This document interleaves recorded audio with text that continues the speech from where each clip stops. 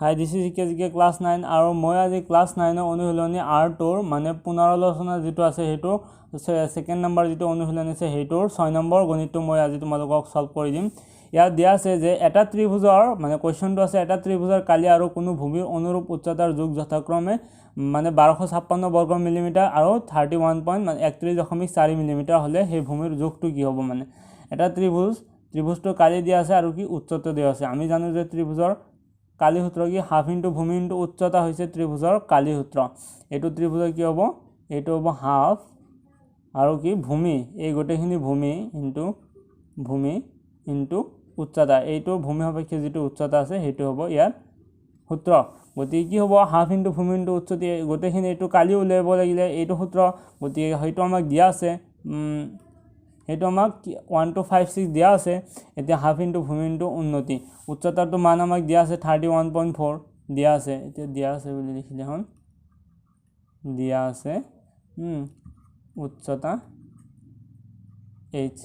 31.4 এতিয়া কি half into ভূমি ইনটু উচ্চতা হাফ ভূমিৰ মান আমাক দিয়া নাই আৰু 31.4 এটো আমাক উচ্চতাটো দিয়া আছে আৰু কালিটো দিয়া আছে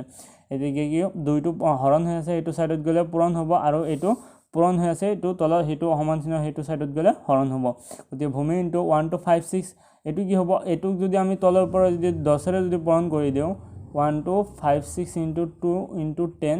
আৰু কি তলত দিছ 31.4 * 10 তলৰ পৰা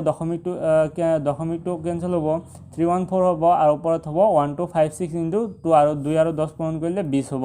গতিকে এই 314 আৰু 1256 ক 4 টাইম যাব এটোৰে আৰু কি হ'ব ওপৰত থাকিল কি যে 4 * 20 গতিকে ভূমিটোৰ যোগ হ'ব 4 আৰু 2 20 পূৰণ কৰিলে কি হ'ব 80 মানে 4 2 গুণে 8 আৰু 0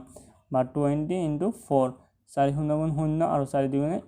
8 হ'ব 80 মিলিমিটাৰ গতিকে ইয়াৰ ভূমিৰ যোগটো হ'ব কি এই ভূমিৰ যোগটো হ'ব 80 মিলিমিটাৰ সো ইয়াৰ শুদ্ধ অপচনটো হ'ব option number A so guys